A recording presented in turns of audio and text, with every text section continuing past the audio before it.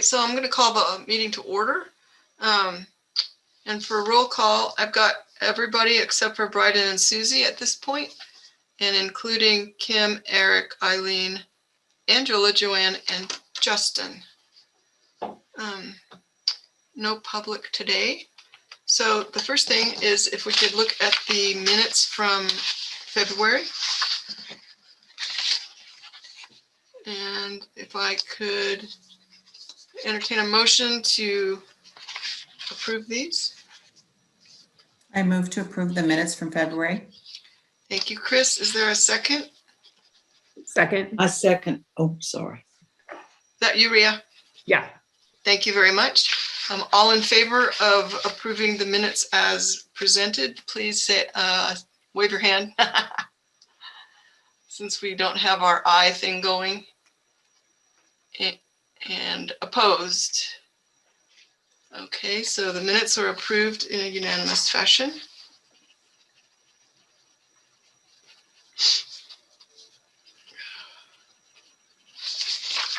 Great.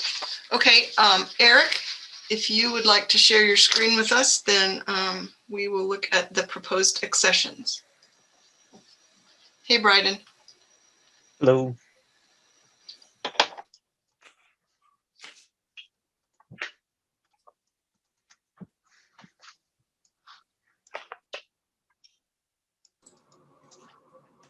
So we have 3 accessions this month. First one is from the Longmont High class of 1917. Includes a yearbook, a scrapbook, clippings, photos, and as well as some items from their 50th reunion in 1967. One interesting thing about the yearbook is that the face of one boy has been removed and cut out on 2 different pages. We don't know why. It was the donor's grandmother that donated, that had been in the class of 1917. It was not someone she would ultimately be married to or anything, so we don't know if it was an ex-boyfriend or what the story was. But that is our first accession. Any questions on that one? And I can't see everyone, so just go ahead and speak up if you do have a question. All right, we will move on to the next one. So this relates to our ongoing COVID collecting initiative. These are items that were given out during the 2020 Boulder County elections. So we have a mask, a face shield, and then a poll book training book. So this is significant both for reflecting the COVID situation as well as the 2020 elections. So any questions on that one? Hearing none, we will move to the last accession, which is a crate of 24 glass bottles and the crate itself from the Red Rock Bottling Company. The bottles are Rocket Beverage, and they do actually say, it's a little hard to read, but the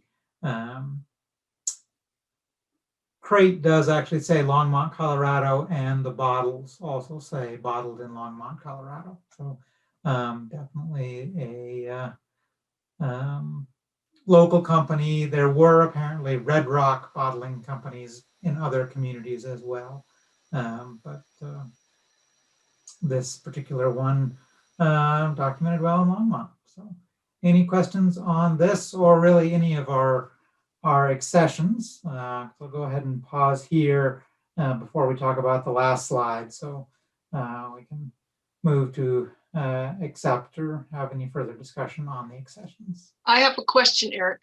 Okay. So if we taking these bottles, you indicated that we have one in our collection already. Would it be something that then would be considered, that individual bottle be considered for deaccession perhaps? Or, It's possible.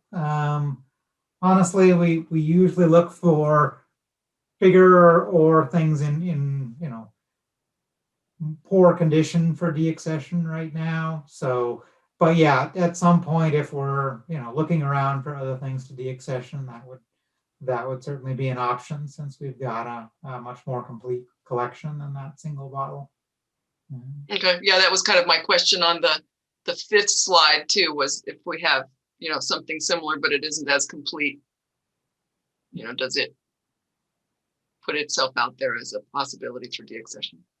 Yeah, so I think we'll open that up for discussion once we've had the vote on That's fine. these. So, That's fine.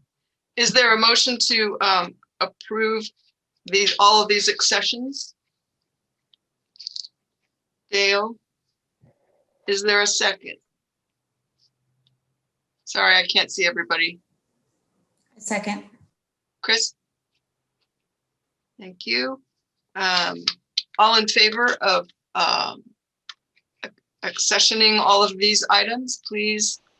Can't see everybody, but wave your hands. Great. All opposed? Chair, I can see that all did put their hands up. Oh, thanks very much, Angela. So the accession of these items is unanimously approved. So thank you very much. all right, so then we'll move to the donation for review. So this is actually something that we have not yet received. The potential donor actually got bit by a dog, and so had to postpone it. But I thought it was a good opportunity, because this is a case where we have, again, very similar items. In this case, it is a one-to-one. One bottle, we have one bottle almost identical in the collection. So wanted to bring it to the board. As Eve raised, it's always possible for the museum to deaccession an existing bottle, but it's not a quick process. We have to do a lot of documentation.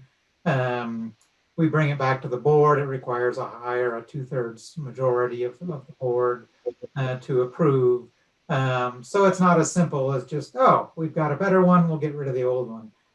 So it's one of the reasons why I wanted to kind of bring it to the board and just sort of see your general thoughts on these situations where we might get something that's in a little better condition, or just a little different example, but very, very similar to one we've had. I think it's cool that it has a lid. That's the kind of stuff that's always lost, or often. So I think that's very cool. Other thoughts from anyone? And this is Tom, and looking at the two bottles, is there clarity of one better than the other?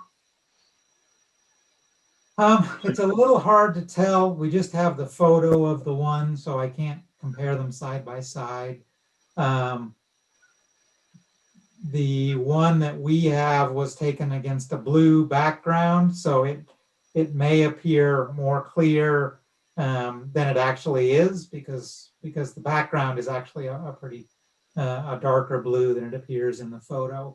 So I would tend to say that they're probably pretty similar in sort of glass clarity. Ours is definitely still dirty.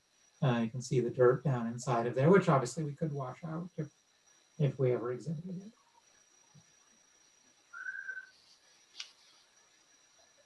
Unless it's special dirt. That's what I was thinking. How old is the dirt? That's right. Dale, did you have a comment? You need to get off of mute first. You're on mute.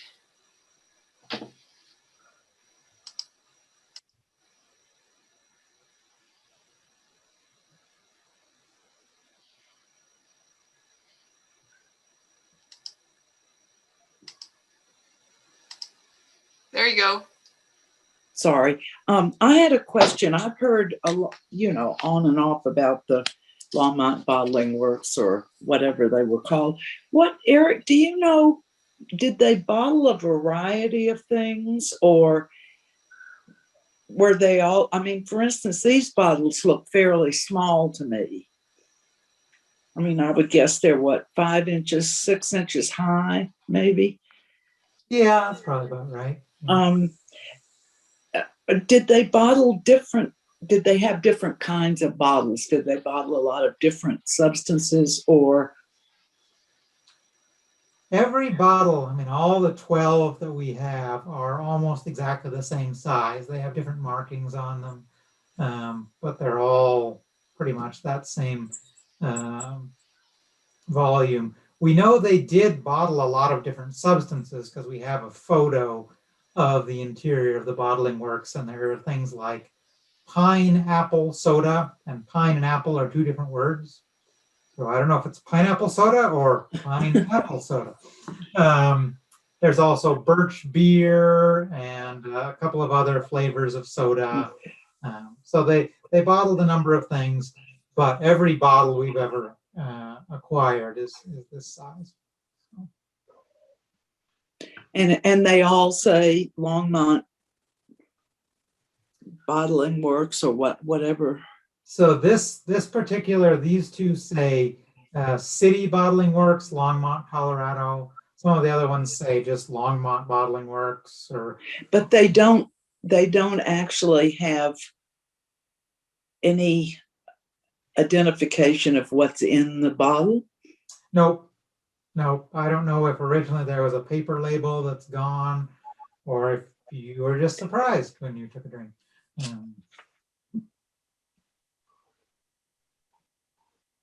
Well, I think we should pursue getting the bottle that has the lid.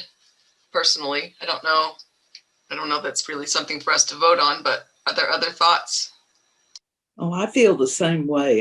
It's like a cup without a handle or something if you don't have the stopper. Go ahead. I was just gonna say, I agree. Philosophically, it makes sense in that if we're going to be trying to have things like this, we should have the best ones. So, I wonder if the these stopper's lids. got lead in it. Sorry. I don't know. Just wondering it's hard to tell what the stopper really looks, how it would have worked. Yeah, I'm not sure till I actually see it. All right, great. So hopefully, if the donor is able to come in next month, you'll see this as a regular accession to the collection. So I am going to stop sharing. Thanks, Eric. Okay, Kim, would you like to give us your report? I would be delighted. Oh, good. Excuse me, did we have to vote on that? Did we have to vote on that last bottle? I just wasn't sure. I don't think so. Somebody Okay. correct me if I'm wrong. I think it was more of just looking for interest. So Yeah, okay. Since we don't actually have it in our possession yet, I'd prefer to wait until we physically got it in hand, just so if something happens, person ends up not donating, we don't have Sure. it on the record. It was just a technical question. I was wondering. Thanks, Tom. That's good. We don't want to miss stuff. Susie, hello, welcome. So Kim, you're up. All right, I'm up. I am going to go. You guys got a copy of the director's report, so I'm going to go through it quickly. And as usual, if you have any questions, please just stop me along the way. We have contracted with a new architect to help us complete our master development plan. We've met with them as a group once, and then they did a site visit today at the museum, and they have on their schedule to be complete with the master development plan in early June. So we're looking forward to having that document, and there will be, for this architect that we're working with, there will be some opportunities to provide feedback for all of you. And so they'll plan some sort of public outreach events for that process as well. So I'm looking forward to that. We also have our Fundament Manager was approved recently, and so that position opened. As a reminder, that's a position that's funded by our SCFD dollars. So those are going to be ongoing dollars. So we were able to get that position approved. It closed on March the 5th. And so we've selected 7 candidates that we're going to be interviewing starting on Friday. So that process is moving forward, and I hope to have somebody on board sort of ASAP. We also completed, as you know, the community and audience engagement assessment. And in that process that we did with our peer reviewers, one of the things that came to the kind of rose to the top was to do an interpretive plan. And this was many, many meetings ago. So I will remind you and maybe inform some of you that we got a donation from the Stuart Family Foundation of $60,000. I believe it was in late 2019. And so you all approved us having part of that money pay for the interpretive plan. And so part of the money is paying for the master development plan, and then part of the money is paying for our interpretive plan. And so I am working with the woman that we received a proposal from, and we're trying to figure out best timing for that, given all the other things that are going on at the museum. So we'll be engaging in that as soon as we can. I thought I heard a question, so just stop me and yell at me if you do. We've got a lot of marketing going on for our exhibit that's up right now, the Enduring Impressionism, Enduring Impressions exhibition. We are also seeking sponsors for Longmont 150. That one opens on August the 7th. And so if you have any great ideas for sponsorship for that exhibition, please let us know. That would be great. The museum also raised $25,000 from 150 individuals as part of our year-end annual giving. And that really was aimed, the pitch really was about COVID recovery. And so we had a lot of very generous, this is more money than we've ever raised for our annual campaign. And it was clear that people were being very, very generous to us in the wake of the pandemic. So that was very nice to see. Our summer camps opened on March the 9th, and so we're getting a lot of registrations for that. We have basically kind of got 3 prongs of summer camps that we're offering: in person, socially distanced, we're doing some outdoors, and then we're doing some virtually, so that everybody kind of has an opportunity to engage at their own comfort level. And we're hopeful that that's going to be a good combination for people to be able to find some opportunities for their kiddos for the summer. We've also got some Discovery Days kits that are going out in the final month. And as I've mentioned to you before, that has been a very, very successful program during the pandemic that basically parents are picking up these kits for their kiddos and being able to do those sort of as they want to, but they can also get onto the sort of moderated virtual with Miss Lee. So it's been very, very successful. So we're pleased with the turnout for those. The art and SIP programs are also going well. And we've been able to, we actually got a big compliment during the city manager's meeting. He does a weekly meeting, and someone actually sent him an email to say that they were really enjoying the art and SIP program. So that was nice to hear through our city manager. Let's see, we've got members registrations. I mentioned summer camp. So member registration opened last week, and then the registration for the general public is this week. So we should see those enrollments bump up pretty quickly. And then as far as the collections go, Eric helped kick off the celebration for Longmont 150. And it was very, very cool. I hope that you guys had an opportunity to log on for that virtual program. And if you haven't had a chance to see it, I would highly recommend going back to find it, because it was a very heartwarming program, that birthday celebration. So you can log on to our website and find the Facebook page for that. It's very, very cool. And so he opened a time capsule from 1996 as part of that program. And then there were a lot of other festivities, including the symphony doing a rendition of Happy Birthday. So it was really fun. Eileen's been working with our digital communication specialist, Scott Yoho, to work on the next tour for our mobile app. And this one focuses on Latino history in Longmont. So they had some consultants helping them with that project. And so we'll be rolling that out soon. Scott's been a really great asset to the museum. He was a person that we were able to hire with our NEH grant to help with digital and virtual programming. So we've been really, really lucky to have him. He's been a real asset to us. We've also been able to have volunteers back into archives. So, changes on the dial have allowed that to happen.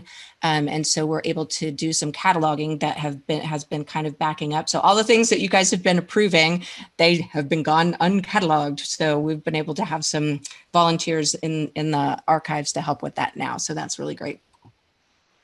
And then in exhibitions, we continue to develop and design Longmont 150. Included in your report is a photograph of a lowrider that the shop is designing and building with the assistance of our CU intern, Ainsley. And so you can kind of get a glimpse of what they are able to build with the ShopBot and with the tools that they have in the workshop, which I think is always very impressive. And then Brack is researching and designing a model railroad layout that's going to be part of the exhibition. And then Eric is helping with the layout and the design of the exhibition as well. We've also got a section of the exhibition that's going to be looking at racial equity. And so Eric's been working a lot with a committee that is helping develop the whole exhibit, but this has been a particularly poignant aspect of it since there's just not a lot to collect for that. And so they've been very helpful in trying to help tell the story about racial equity in Longmont. But if you've got any suggestions about objects, again, let us know, because that would be a great addition to the exhibition.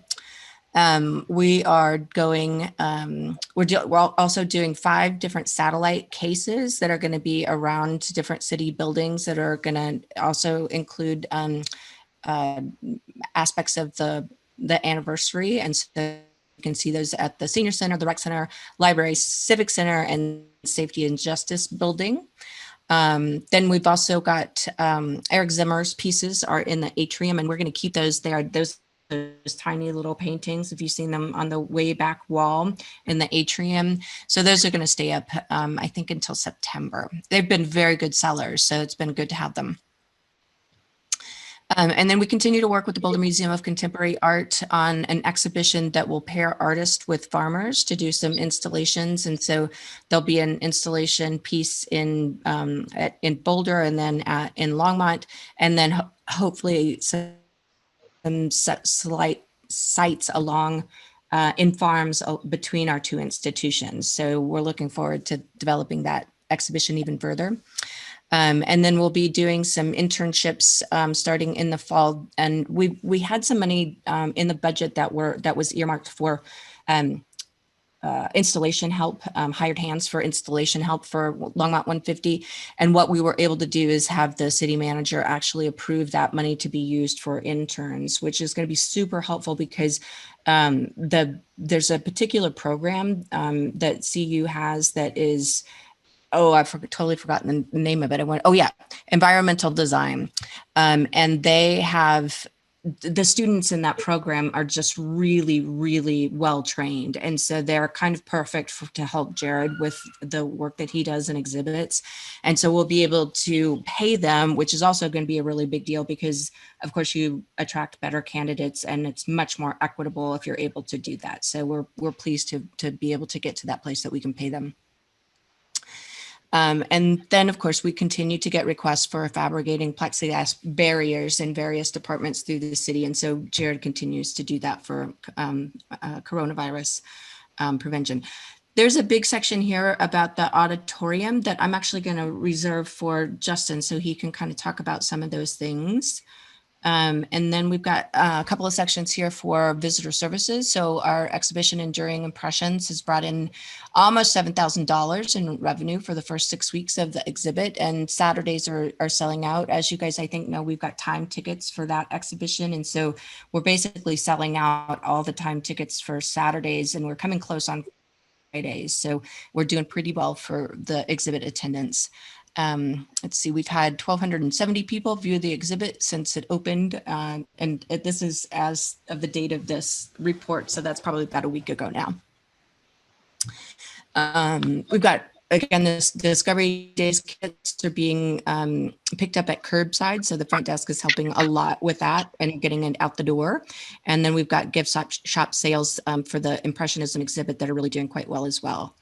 The attendance so far the attendance for 2020, which is interesting in my mind, was actually really good. So our typical in-person attendance is about 65,000 annually. And given all the virtual programming that we did, the total attendance was 126,000 people. And so that's pretty amazing. And we hope to keep that kind of momentum up. There were 111,420 people viewing the virtual programs, and then about 15,000 in-person people. So we will. I think it's a given that virtual programming has really reached a lot of folks. And so even once we get to a place where we can seriously meet in person, I think we will continue to do some virtual programs. And then we also, of course, have the auditorium outfitted with cameras and new equipment that were funded through the city manager's office with their CARES dollars. So now we've got great equipment for it too. And then in art and public places, there's some projects going on over at the Civic Center to try to kind of coordinate with, the development that's been happening there, the construction that's been happening over there. And so hoping to get some art and public places installations happening with that. AIPP and the LDDA / the Creative District met with the Creative Lab to discuss trying to get a creative cultural plan off the ground. So this is something that we've been talking about at the museum for quite some time, trying to really integrate just some planning and some strategic partnerships that for the whole of Longmont to be able to try to understand kind of what creatives need, what people in the city are willing to pay for, what the people in the city are willing to attend and support. And so this is an effort now that includes art and public places, the museum, the Creative District, LDDA, and then I think the city manager's office got a little bit of money for it as well. So we're really hoping to get the wheels cranking on a creative cultural plan that'll probably get kicked off in the next probably 3 or 4 months. And then we've got shock art calls that are out, the call for entry voting strategy and the digital and in-person marketing in museum newsletter and social media and in local newspapers. So that's it for my director's report. Anybody got any questions? All righty, thank you. Always, you're welcome to contact me if you do. Great, thanks, Kim. I don't have a report today, but as we talked about, I think maybe last time, we are going to have various staff doing presentations for us so that we have a better idea of the things that they're doing at the museum. So today we have Justin Veach, who's the auditorium and events manager for the museum. And I don't know if I have your title right, Justin, but okay. Anyway, so he's going to spend, 10, 15 minutes and tell us a little bit more about what he does and what's happening at the auditorium. And then we'll have some time for questions after. Hello, I am coming at you live and direct from the museum's marvelous Stuart Auditorium this evening. It's great to see you all. Thank you all having me, and thank you for all that you do for the museum. We're really glad to have your support out there in the community. And I haven't met a lot of you, so this is a first time meetup for me, for a bunch of you. I've been here for going on 3 years next month, actually. It kind of went fast and slow at the same time, like really fast, and also seems kind of like eons this last year especially. I have a background in nonprofit, kind of an extensive background in nonprofit arts and cultural institutions. I'm really a contemporary art guy, contemporary art, theater, dance, and performance, with a solid foundation in literary arts programming as well, so author events and that kind of thing. I did my undergrad at Naropa back in the 90s and sort of cut my nonprofit arts teeth at BMoCA. I worked for the BMoCA's theater back when they had an 87-seat theater there. I worked with Judy Hussey Taylor, who went on to run, who's the director of Dance Space Project in New York, which is a big deal dance organization. I did my master's degree at California Institute of the Arts in Valencia, California, and I'm an Angelino and a diehard Laker fan, third generation Angelino. So I'm just another displaced Californian out here. I'm really excited about this space. This is a really beautiful, gorgeous little space.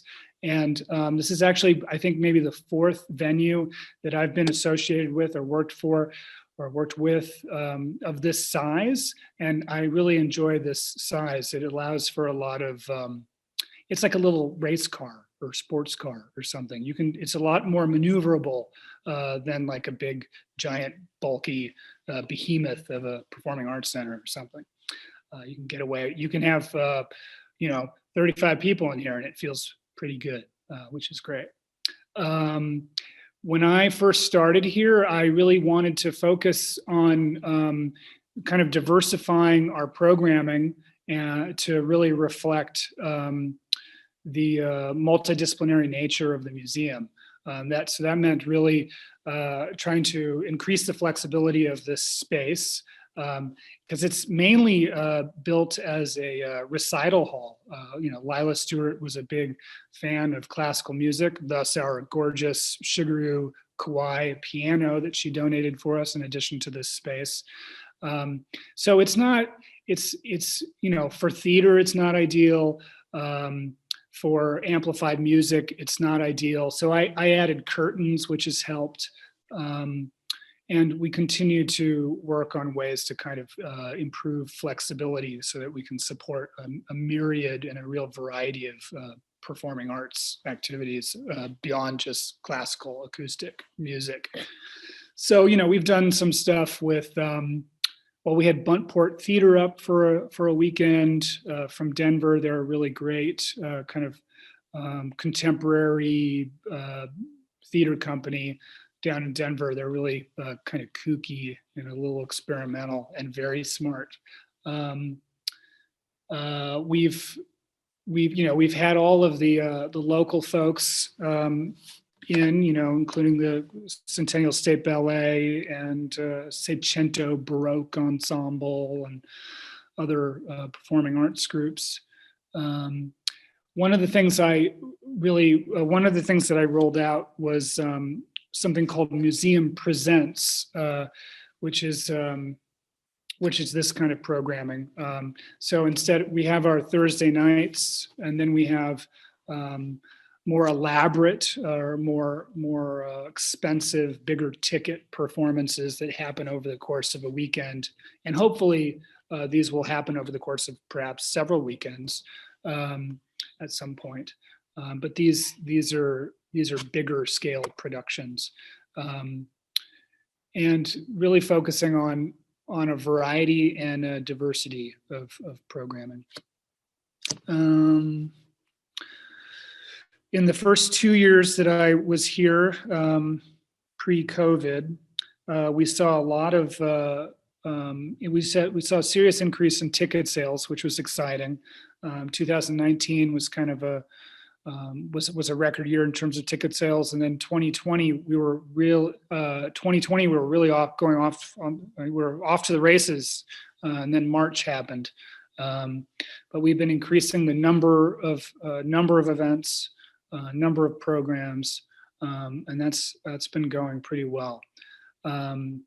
When COVID hit, of course, we had to completely change direction. The show had to go online. The show must go online. So we just switched to an online format and started blasting things out to Facebook Live. That started off with me in my den at home, hosting conversations with people, with Eric on collections. We did a number of inside, kind of behind the scenes museum programs. We did a tour of Terry Maker's home and studio space. And then when we hit summer concerts, we decided to offer them all live online and have them and produce them from the auditorium. So we switched from my den, which wouldn't fit all those musicians, to the auditorium, and we streamed from here. And we've basically been streaming from the auditorium ever since. There are now cameras. We have a camera mounted on each side of the auditorium. I feel like a stewardess or something, and a one behind me in the center too, all which are motorized and can be controlled remotely from our tech booth, where we have monitors, and it's like we're now a little TV studio practically.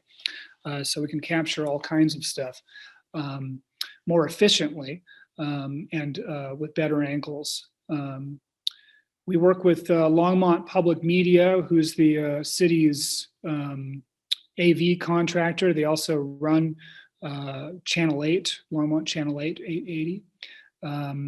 And through the museum's agreement with them, their contract with them, they're able to capture all of our programming, which is really, really special. So we have great video people who get to use our great equipment, and we're getting a good product as a result.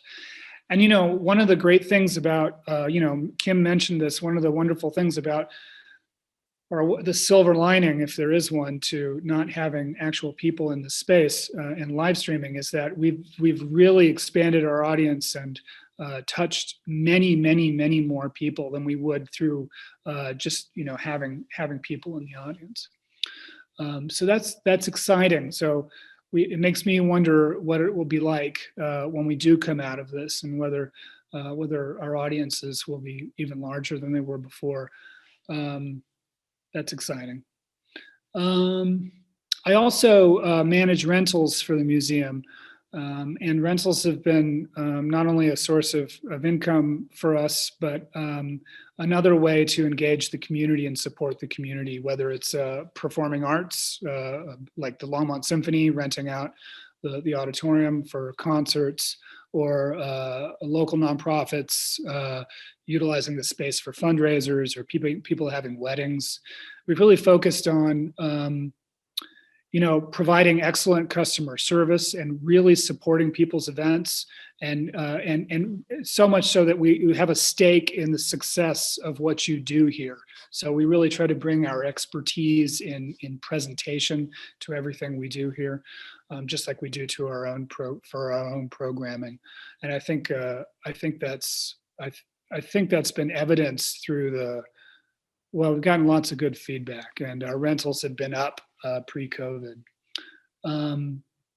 Let's see, what else? Oh, coming up. So one of the things we did, our Thursday night programming was previously entitled Views and Brews, which was mainly film programming. And it was oftentimes themed around like cult classics or some other theme.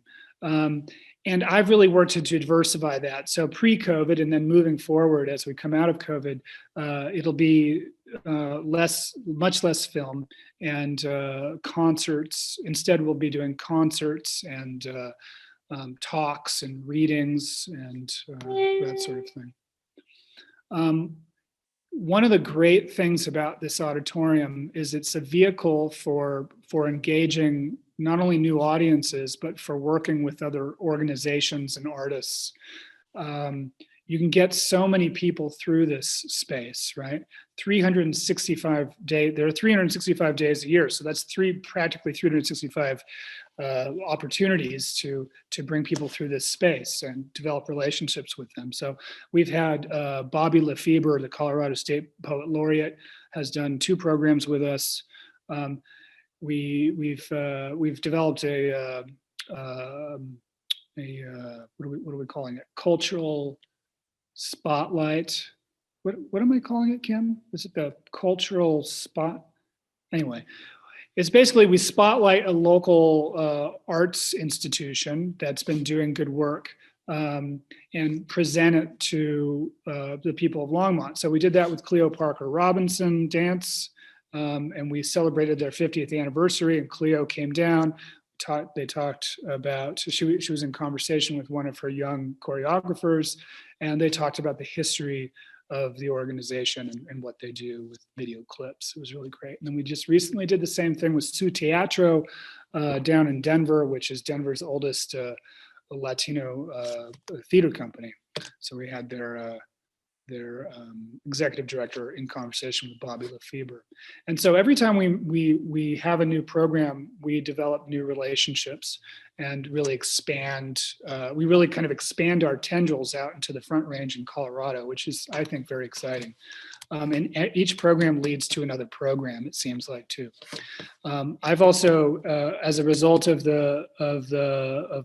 you know, everything that happened this summer and late spring with George Floyd and Breonna Taylor and that sort of thing, I've really, and through there's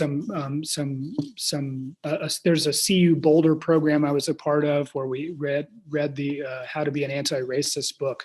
It was a DEI study group through the CU Boulder with other arts and cultural institution leaders. And I have felt very inspired and driven to really bring home DEI related programming to the museum. And I know that's a priority for us all here. And so we've done some programming, some panels on the history of race and social justice here in Longmont. We're doing a panel discussion here tomorrow night on art and social justice. So diversity has really been key in terms of all programming that I'm looking at lately. So really, it's you know, we are making it through COVID, and we think that we'll come out even better than we were. You know, this was a time for kind of some growth on our part, and the level of programming I've been doing since COVID started here has really increased dramatically, and I'm hoping that I can sustain that when rentals come back and we get back to normal. Great. Well, thank you, Justin. Would you mind just wrapping up, and then we'll take some questions if people have specifics? Yeah, I would love, I'm always interested in feedback. I'm always interested in ideas, suggestions, what have you. I think I kind of ended. I think I kind of reached the end. I could go on. No, that's what I was afraid of. No, I'm just kidding. Put a cork in it, Veach. Anyway, feel free to shoot some questions my way. Does anybody have questions now that they'd like to ask Justin, or? Okay. I just had a quick comment. Great. Justin, my wife, and I and friends of ours have been logging into Thursday night programming, and we've been really impressed. It's been utterly great. So thank you for that. And the work that is going into it is certainly not being unnoticed. It's not unnoticed. Thank you, Brad. I hope you tune in tomorrow. It's going to be it's going to be a great conversation. Really. We're planning on it. Yeah. Thank you. Anybody else? Thanks. Thank you very much, Justin. It's a nice way to start this off. And I think, you know, each meeting we have as we go forward, we'll get somebody else from the staff to give us the lowdown on what their job entails and what's happening. So thank you very much for being the first. Thanks for having me, and have a good rest of your evening. Until next time. Thank you. Thank you. Thanks, Justin. You're welcome. Okay, so the next things we'll look at are old business. And I have to tell you, the land acknowledgement statement is the first thing up. And I know that Eric shared information with us about what's been happening, at least in museum, city, other places. And I don't know that at this point we really are in a position to do a lot more. Eric, I mean, you or Kim, if you have comments about that, I don't know if it's something that we need to try to set up a subcommittee, or if at this point there's just too much going on. I'm not quite sure what the status is.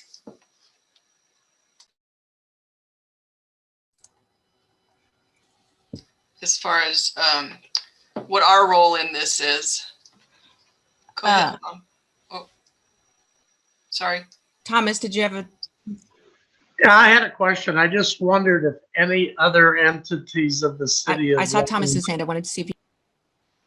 I just wondered if any other entities of the city of Longmont are contemplating something similar, and if they are, should we be working in concert with them as an option? The kind of the way that this has happened is that, you know, the museum started looking into it as a result of the Longmont 150 exhibition. And then I was in a meeting with Carmen Ramirez, who is the director of the neighborhood and neighborhood resources. And she was like, oh, well, we should be doing this too. So it has kind of started to spark a bunch of different people. Sustainability is now talking about it. And so this really, I think, because we already had started working on this, I think the museum is well positioned to kind of be a leader. Okay. And I'm hoping to get, you know, Susie to help us kind of take this to the level of city council, so that we can do exactly what you're talking about, Tom, to be able to have this be a kind of citywide endeavor. Okay, I'm just curious. Yeah. Thank you. Lots of people have been talking about it lately, and because we had already started working on it, we Sure. we kind of became the default leaders, if you will. Yeah. So Kim, at this point, is there anything really that, there isn't really anything that this board can do specifically, like particularly in this meeting? I mean, what I am hoping is that, you know, that we have the support of the advisory board to pursue this. Eric has drafted a statement, and it's really just a draft at this point, based on the work that Montoya had done, which really, as you might have seen in those documents, ended with, you know, you really need an action item in there, that it's not just a recognition, but there's actually an action item in there.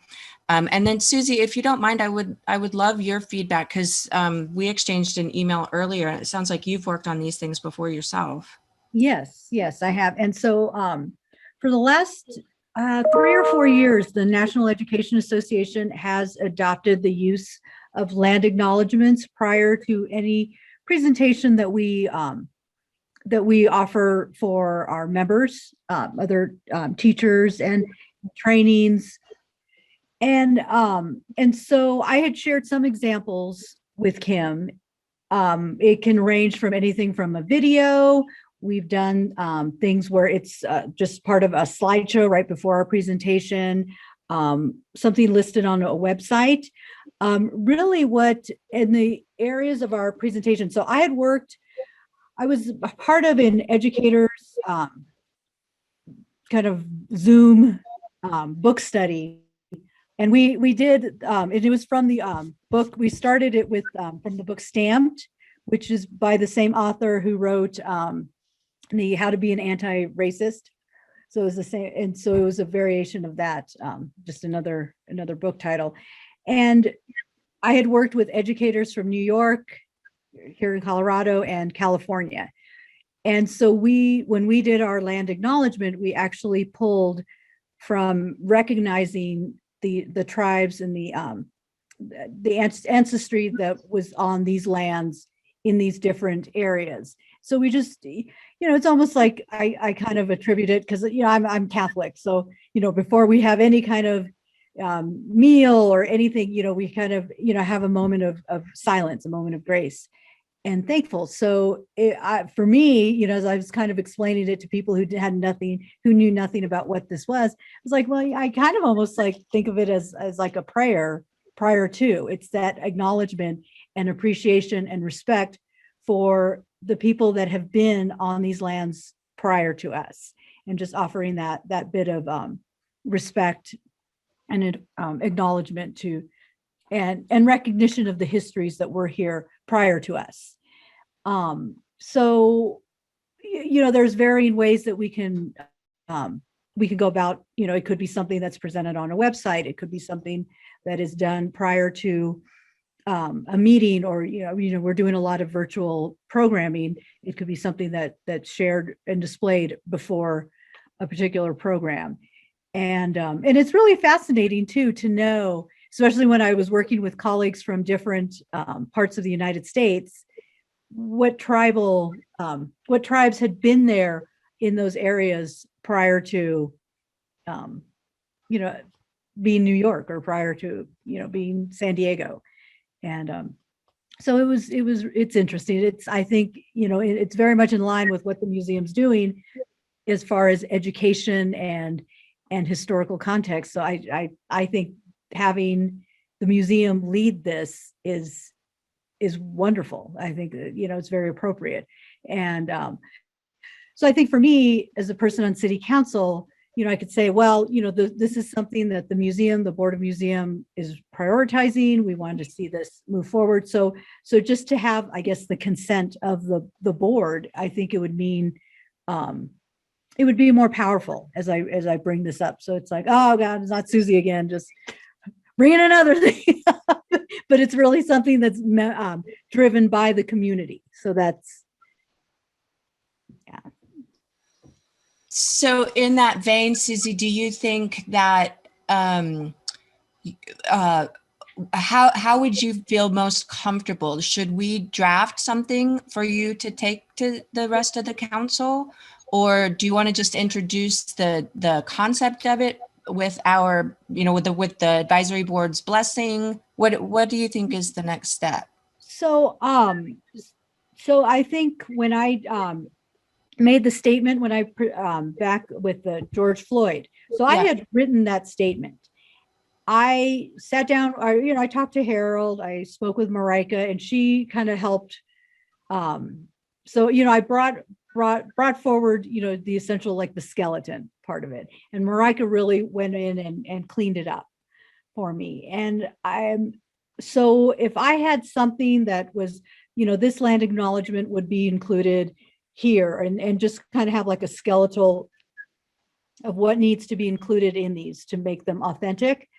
I think, we could have city staff help us revise, but if you have ideas of what we think really needs to be included on there, and then staff can kind of help rewrite and revise that, polish it up.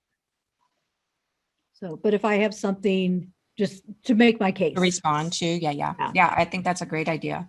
So Eric, do you want to share, do you think this is the time to share the draft that you put together? Sure.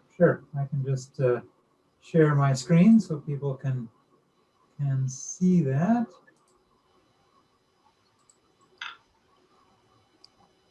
So again, very rough first draft, just basically trying to get the bones of it out there. But saying we acknowledge that Longmont sits on the traditional territory of the Cheyenne, Arapaho, and Ute peoples. We honor the history and the connection that they have with this land. It is our commitment to face the injustice that has happened when this land was taken and to educate our children to ensure that it does not happen again. Wow. So a couple of the things, this identifies the traditional tribes. There are other tribes certainly that were in this area. I think the city of Denver actually acknowledges 48 tribes within Colorado in their land acknowledgement statement. But these are the three that have had really the strongest connection, I think, to the area. So that's kind of why I chose those three. And then wanting to do a call to action, wanting it not just to be we acknowledge this and go forth, but really have something that then we can commit to doing. So that was kind of the last sentence as well. But again, really at this point, you're the first people to have seen it. So it's very much a work in progress that would love to have your thoughts on what does this include? What does this miss? What should we be doing? So do we want to take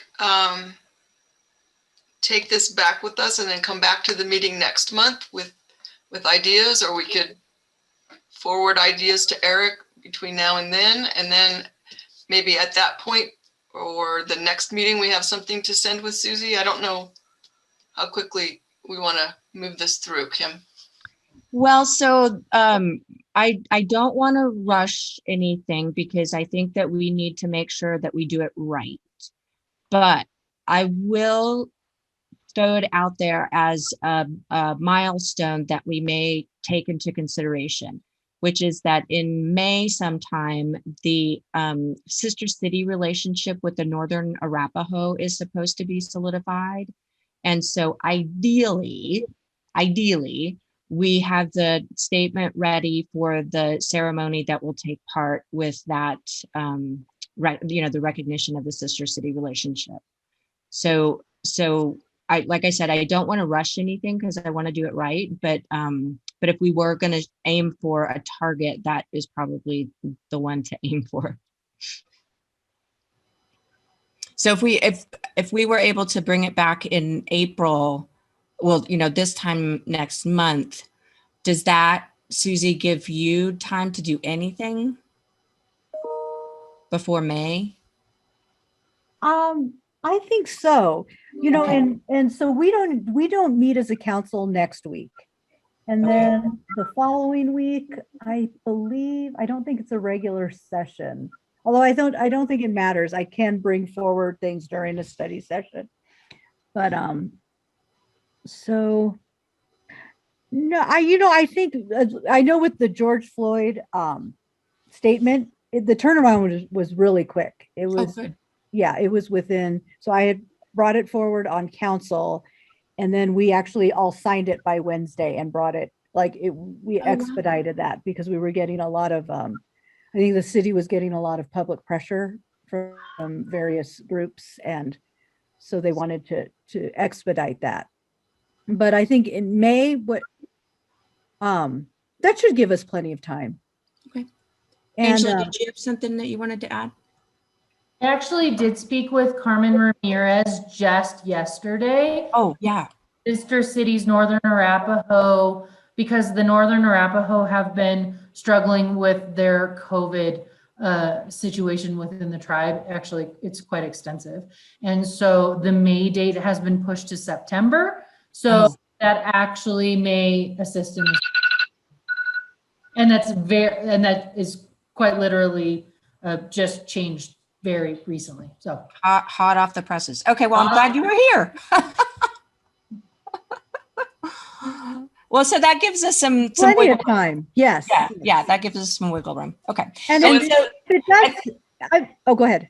I was just going to say, I think then the next milestone is probably the opening of the exhibit, which is in August. Yeah, that'll be August 6th. Yeah. Yeah, that would be great because we'd love to have it on the wall of the museum for that opening. Yeah. So what if we, unless we want to do it faster than that, what if we plan to have more an in-depth discussion of this and with people's input next month? and then we can, whatever we kind of come up with, then we could forward on to Susie to take to the council. Does that seem reasonable to everybody? We can Sure. make this a focus next month Sounds great. so everybody can think about it. Yeah. I have Tom, Eric, are you gonna send that statement out to us? Yeah, I'll email it out to the whole board. Yeah, I've been trying to copy it or print it, but it won't do it. Yeah. I also have some examples that I sent to Kim. If anybody wants to see those as well, I can forward you that email Great. of different land acknowledgements. great. I can Thank you. forward your email to, that I probably have everybody's email addresses. Oh, so that's maybe, true. Yeah, no, Yeah, that would be great. okay. Yeah. okay, That'd I'll be- send that out. Yeah. That'd be great. Thanks, Kim. So then we'll plan on being prepared next month to work on this in more detail. Anybody else have any other comments about this particular topic before we move on? Okay, great. I do have one thing to add. I don't exactly know the relevance of it, but just to note that in Denver, the Denver City Council adopted a statement, and that came directly from a council member. And so I think the actual statement came from that council member. And so the way that they do it is they do, but before every single council meeting, they actually recite the acknowledgement. So I think that that's probably one of the things that we should discuss is, kind of where this will show up and, who, anyway, kind of how it's used, if you will. So that Sure. I think should be part of our conversation. And sometimes briefer would be better if we do read it. Yeah, there are some very long Not ones. briefer than what Eric said, but I mean, something along those lines. Great, I agree. Okay, well, we'll get that on the agenda for next month. And then one other piece of old business I just wanted to mention. We had talked about the addendum that we were going to add in some form to the bylaws to reflect the fact that we're doing this emergency kind of meeting virtually. So we are still finalizing how that's going to look. So that will come up next month also. And in addition, I assume you all have copies of the bylaws, but I'm going to ask Joanne to make sure everybody has a copy, because I thought this would be our opportunity to review the bylaws that we have in case there's anything else in there that anybody notices that looks odd or needs to be perhaps changed, or I don't know, something to be talked about. So just so you know, she'll be sending that to you. So we will look at that a little bit as well next month. So that is all that I have. Does anybody have other new business or comments? Okay, well, great. Well, thank you all, and look forward to working on some of these things next month. And thank you, Angela, for facilitating. And Eric, thank you so much for making a start on the land acknowledgement statement. It's one of those, seems like it's kind of hard to figure out exactly where to start. So thank you all. Have a motion to adjourn? Oh yeah, sorry. Is there a motion to adjourn? I Tom? move to adjourn. I move. Okay, we have Tom and Chris, all in favor of adjourning. Opposed? Okay, thank you very much. Many Thank thanks you. to all of you. Thank you. Thanks, Have a Joanne. good evening. Thanks, everybody. Bye-bye.